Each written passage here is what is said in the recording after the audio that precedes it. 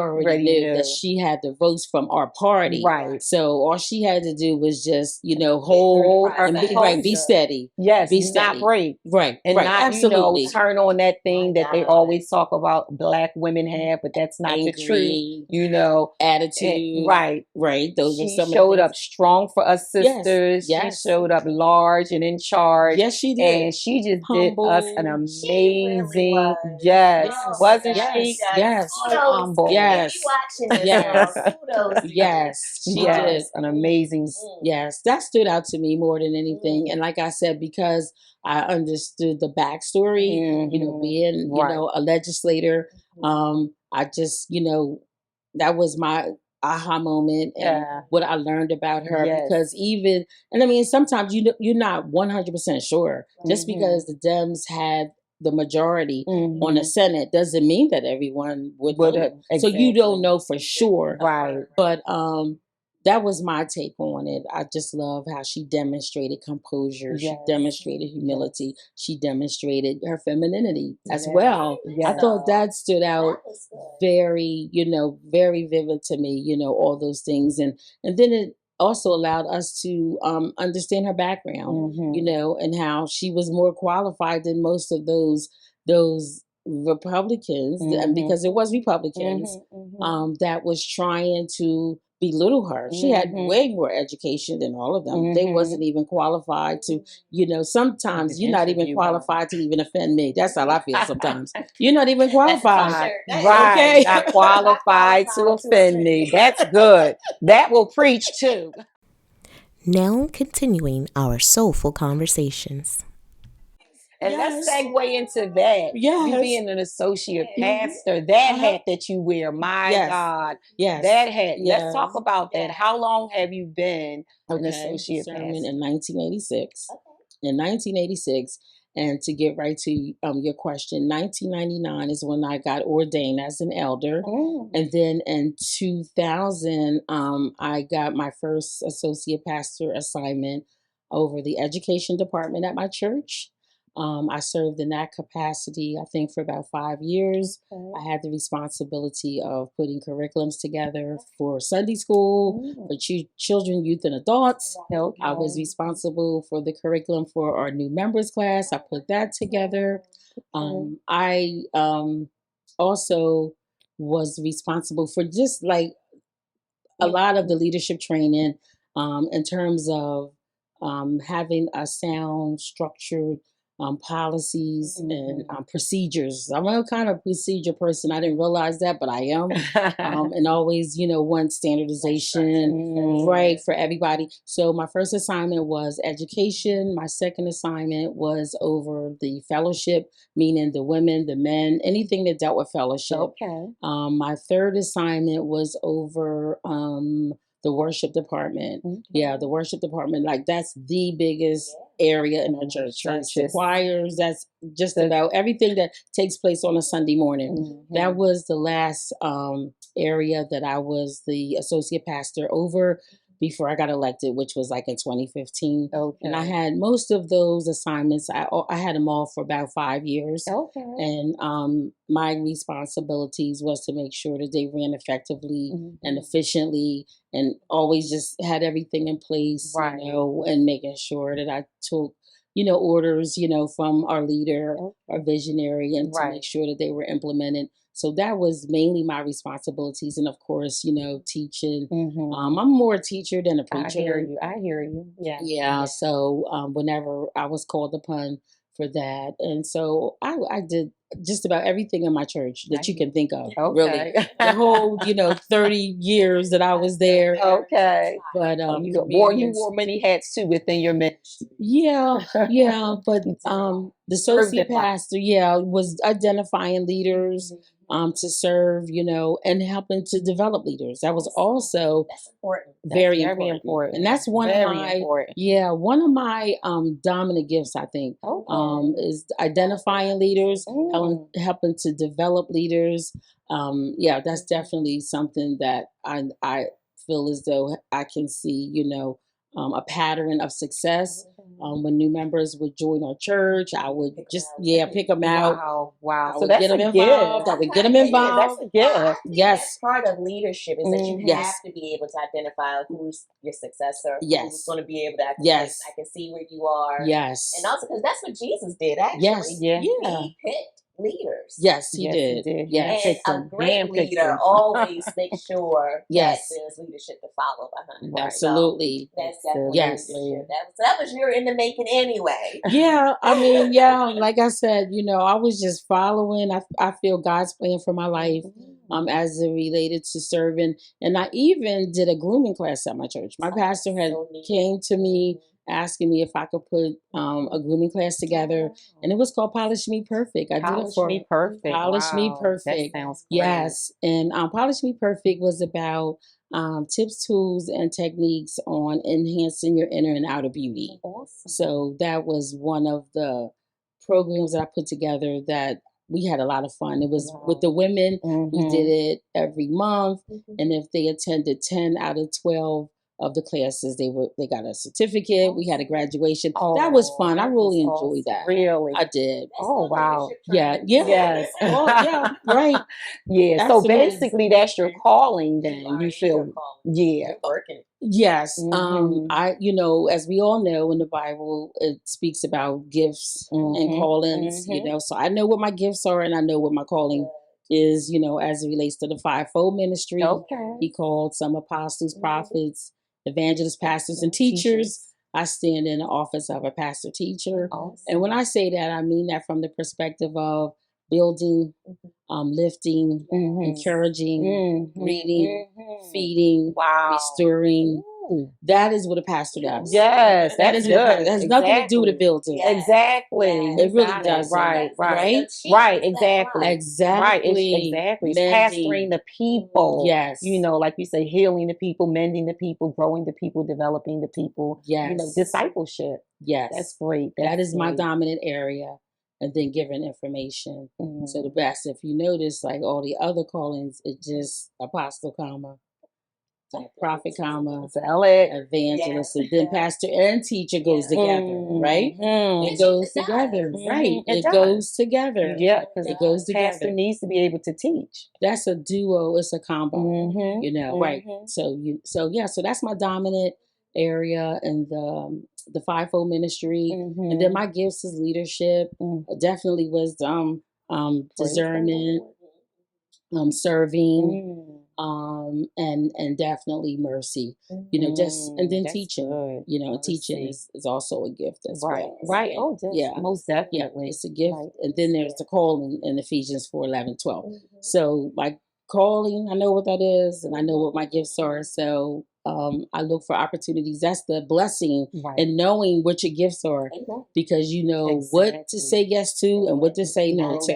Wow. Okay. Speaking of that, since you bring that up, because since this is empowering the woman, and this is the season of the woman, we want women to know who they are if they don't know who they are, or get comfortable with who God has called them to be, and then know how to walk in your calling and know the difference between their calling, and your gifting, because there is a difference, like you just pointed out, but a lot of the people don't know that there is a difference or there's a separation, and it is. But speak about that. I encourage a woman out there that's not only just in ministry, but even in our personal, professional life, how to be confident in knowing who you are, accept God's calling, and be confident and comfortable and just flow with it, so that, people can really learn and benefit, because when you walk in that authority of knowing who you are, that's important. That helps another person or individuals be empowered. But a lot of times, it's some of us, we don't have that confidence. Right.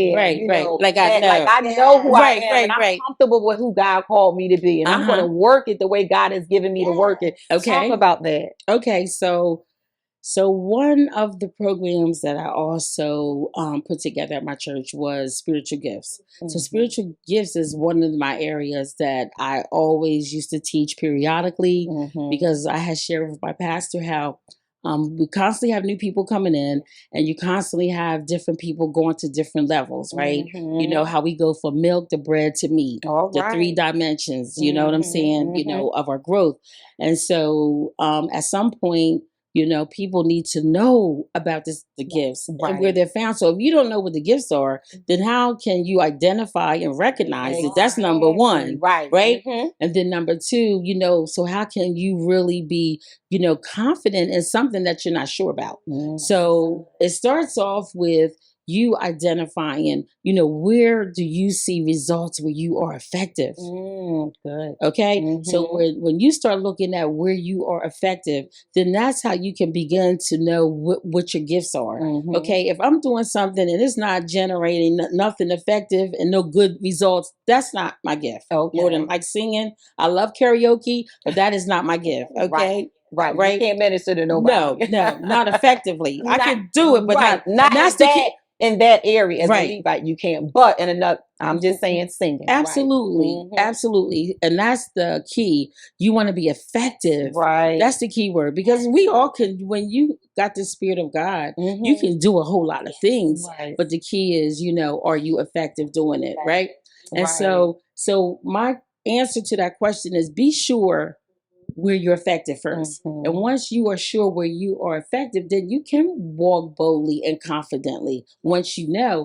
But I would say that a lot of people are not 100% sure, you know, what their gifts really are. So as it relates to gifts, they can't really walk in it boldly because they're not 100% sure. So my answer would be, go in Romans, look at the gifts, go in Corinthians, look at what the gifts are, and then get a definition of what that looks like, right? And you can Google the gift test too. You can. There you go. There you go. So I hope the viewers are taking note of that. You're absolutely right. And then take it from there. And then when you start to see where you are effective, then that's when you know this is where I belong. Right. And where God uses me the best, because we want to give God our best. We don't, In that area, you should feel empowered as well, so that you can empower the people. Absolutely. So when you feel empowered, then you can empower somebody. But what about the one too that may know that they, you know, they are called to this, or, you know, or this is my gift. You know, but they're shy, they're timid. What would you say to that woman? Okay, so it's nothing wrong with being shy, because shy doesn't mean that you don't have confidence. You know, because on the spectrum of being, so you have introvert, extrovert. So I'm an introvert, extrovert. So on the spectrum of being an introvert, people are always surprised when I tell them I'm an introvert, extrovert. But on the spectrum, because they think that you know, I freely speak and I talk when I do, and I do it when I have to. But when I don't have to talk, a lot of times I'm quiet and I'm listening. So they never believe when I say I'm an introvert, extrovert. But on the spectrum of introvert, it goes from 1 to 10. So because you're shy doesn't mean that you're not confident. You just rather be quiet. You rather observe. Exactly. So for the shy person, you know, it's okay being shy, just as long as you know that when it's your time to speak up, let your voice be heard. That's the key. Just let your voice be heard. There's nothing wrong with being shy. As long you hear that, shy ladies, there's nothing wrong with being shy, but let your voice be heard. My voice be heard. I am shy, but I let my voice be heard. And I agree, Freddie. You do. You really, really do. As a matter of fact, I would not have known that you were shy, but I can't say that I can't, you know, it's unbelievable. But because I'm in spaces where your voice needs to be heard, versus like your day to day. I don't see you day to day. Most spaces and places I see you as myself. People see me where my voice should be heard. So that's why it's hard for them to believe I'm introvert, extrovert, right? So it's nothing wrong with being shy. And I think that once you know where you're supposed to be in the body of Christ, just be in tune with the Spirit. Be in tune with the Spirit. Just be in tune with the Spirit. Yes. He really will. Because you are a witness. You are a testimony of God will direct your path. Yes. And lead you where you need to go. Absolutely. I liked how Elder was asking, like, what is that drive? What is that? Because you were, and then we hadn't even got into your career. Right. Yep, that's coming right. next. You know, Okay. so Right. this is that, you know, Yes. and you're still Michelle. Yes, thank you. So, you know, Mm-hmm. sometimes being a woman, Mm-hmm. and because we are women, Mm-hmm. men, please listen because it's going to help you be a better man. But how Mm-hmm. do you, and we kind of mentioned a little bit about the feminine Mm-hmm. part of it. Yes. You know, I know a lot of times people can get intimidated, female and male, Mm-hmm. when they see that, but you still carry yourself. If you Mm-hmm. ever meet her or know her, go out with her, she is just like this. Thank you. Relax. Thank you. Thank Smile. you. How you doing, guys? What you need? I think I know somebody that can help you type of person. Thank you. Thank you. But, you know, how do you keep that when they're, because I'm sure they're opposition, you know, being a woman preacher. Yes.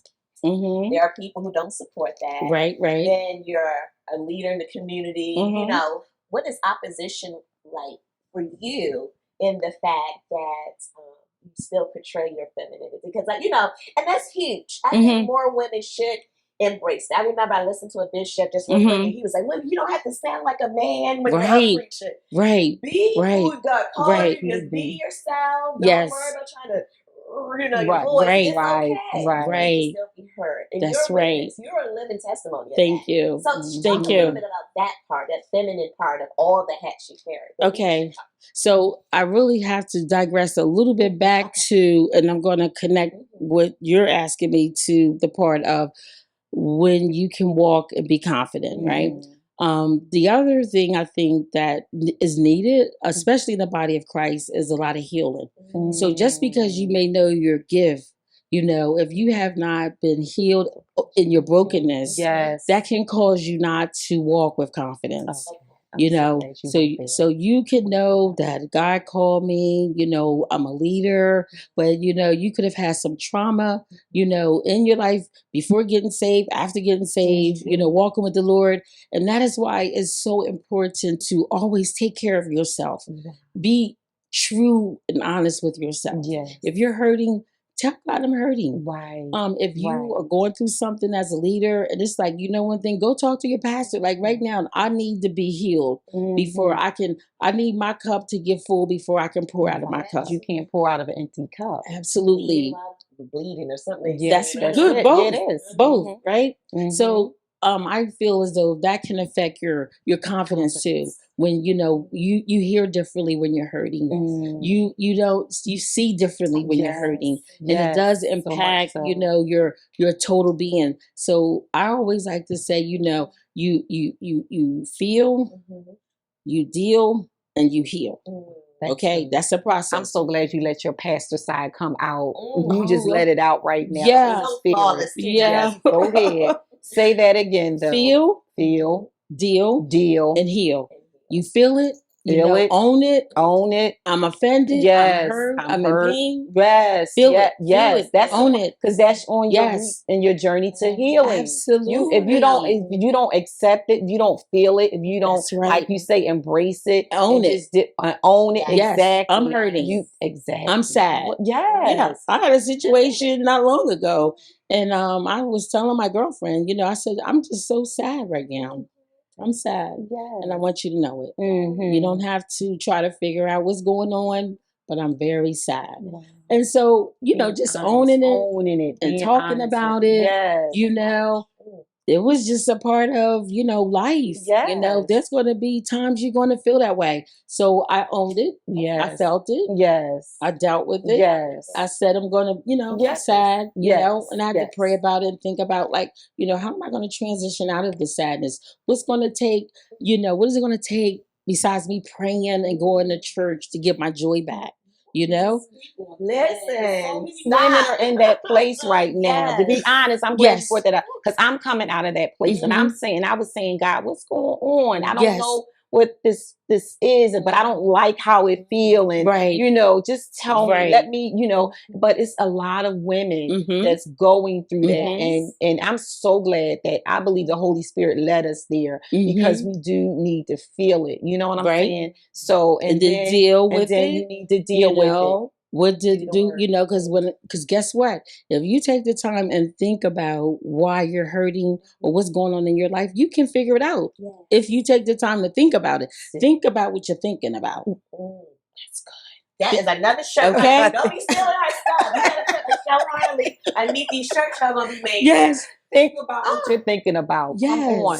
That's it. Yes. Where is your mind going? Yes. Yes. Think about what you're thinking about. That's good. And identify. You're helping people. You know, I'm telling you, this is why I'm able to walk, you know, and be whole. Okay. Because I think about what I'm thinking about. Right. I own when things are not right or things are, you know, my spirit is off. Right. Okay. So I feel it, I deal with it, and then I heal.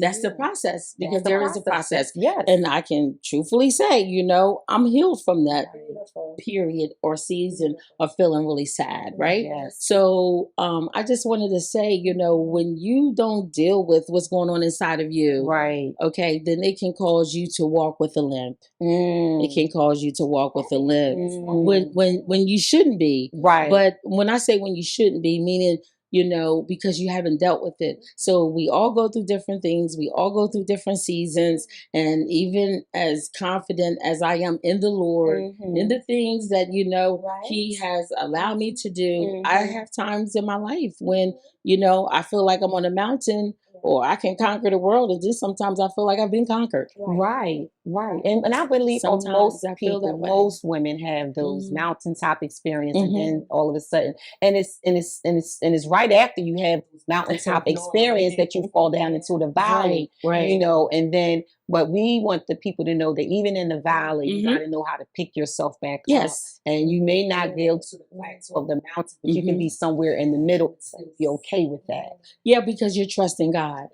You're trusting God through the whole process, but you got to do your part. You have to do the natural, then trust God to do the supernatural. Yes, Lord. I always say. That's it. I always say, gotta put super on your natural. Yeah, but we gotta really do the work. There's always work to be done. Like I that's a whole nother conversation about you can be in church and really never grow to your full potential. Really, you can. And I say that because sometimes I think people don't realize that you have work to do. God's word has already declared it and decreed it. But guess what? I have to work the word in my life. Exactly. Right. Through whatever season, whatever situation. Because as we know, we're not exempt from trouble and trials and pain and sickness and all that. Absolutely. But it's how we apply that word and how we, you know, how we apply it. That's the bottom line. So so you feel, you deal, you heal. Right. And then once you heal, you know, you can walk, you know, boldly and know that you know that you know. Yes. And then as it relates to, you know, your femininity and things of that nature, when you know who you are, I'm going to tell you the truth. I don't have nothing to prove to anybody. That's confidence in itself. Yes. When you recognize and realize yourself, I'm not competing with anybody. Right. I can be in a room with women. I can compliment them. Yes. You know, I can. Right. And mean it. Yeah. And mean it. That's right. Genuinely compliment. Yes. And you know what? I love making another woman feel good. Yes. If somebody has something on, or their hair or whatever, or even their personality or their smile, I tell them.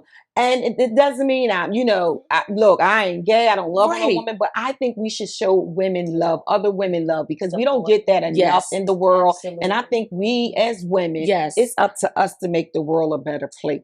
Absolutely. And both of you exude that. You know, both of you do. Thank you. You really do. You really do. I mean, I've observed the podcasts before and you exude that. And when we do compliment, that's a sign of strength. See, we jealous women don't do that. Okay. But women that can compliment, they really don't, unfortunately.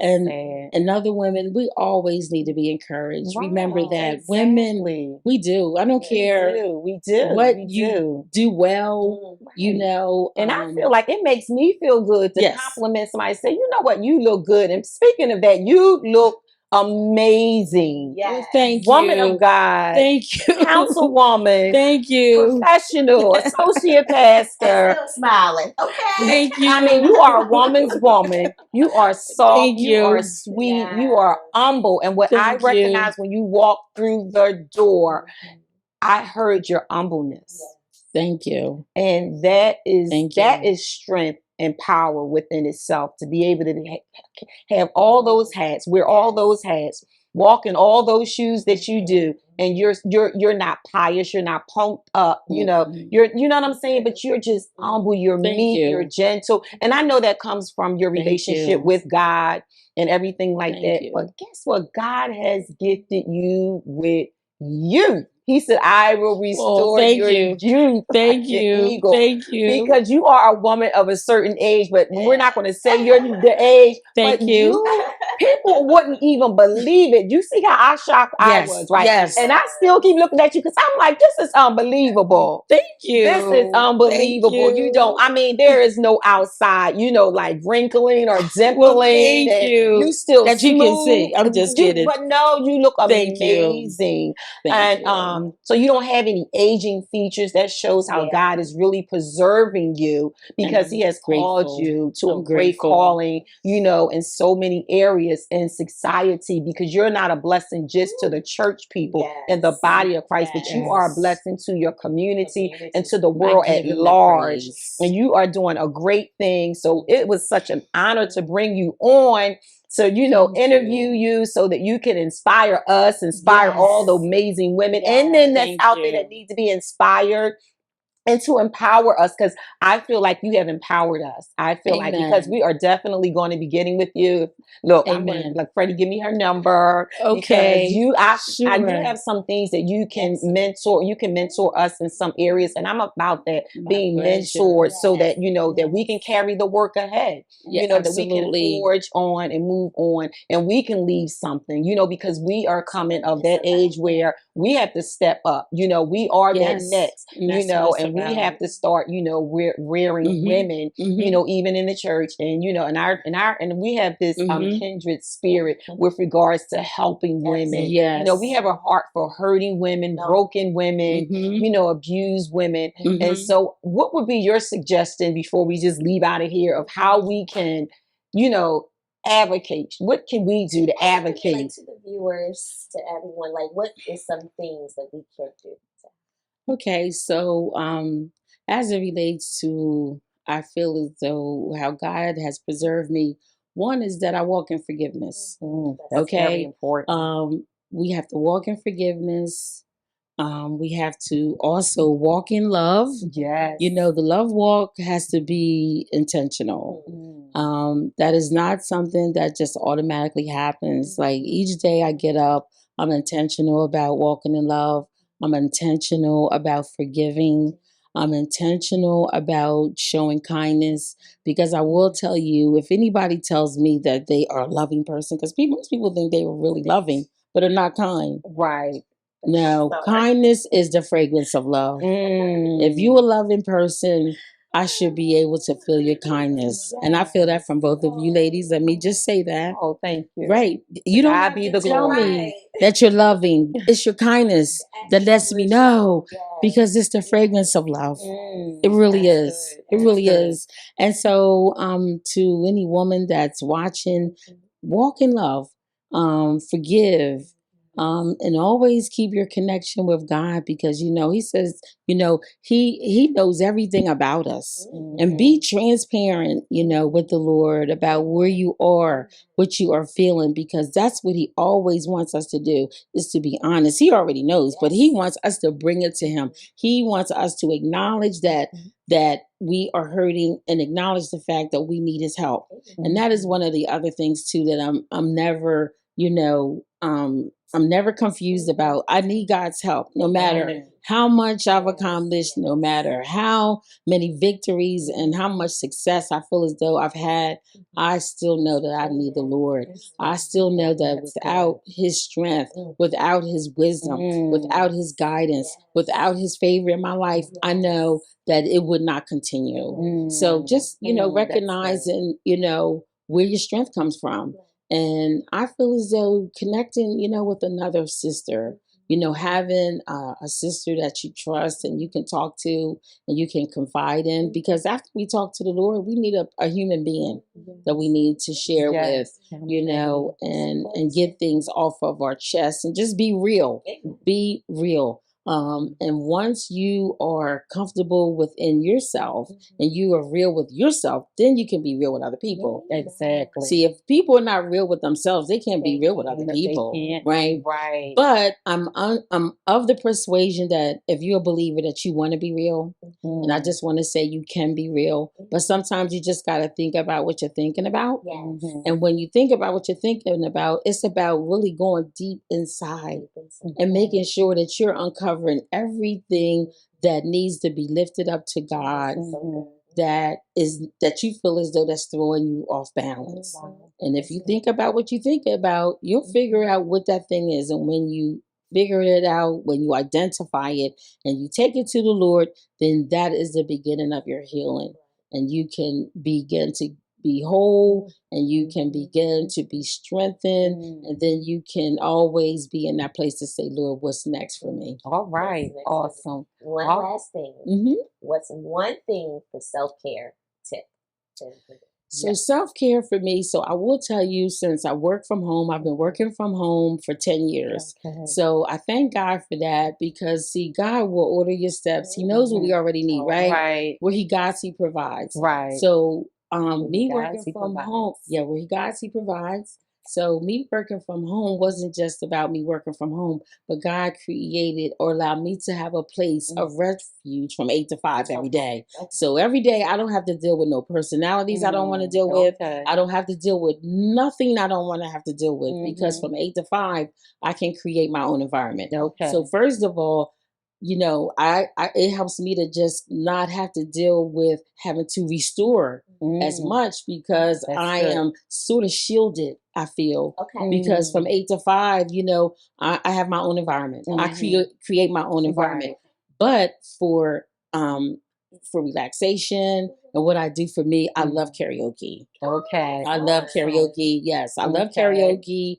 And I love to travel. And traveling doesn't mean I got to get on a plane. I got to go to DC. I go to Philly, right?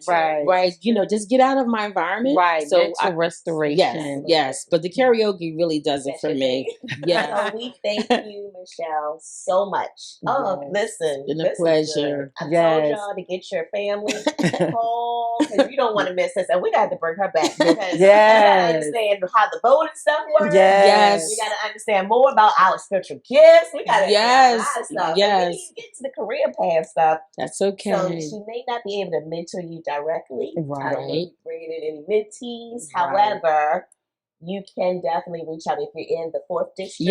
Yes. She's a people's person. Yes. Down to earth. Yes. List your concerns. Yes.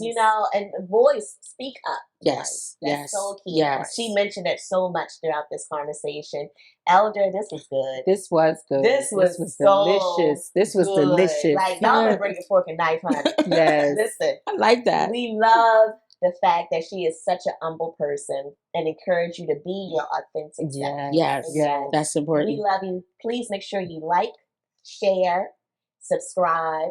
Follow us on Facebook, YouTube, Spotify, every Thursday at 8 o'clock. Coming soon, Mondays. But every Thursday, the first and third Thursday at 8 o'clock, you want to definitely make sure you tune in. If you subscribe and hit that bell, it'll automatically just pop up on your phone, notification, or your tablet.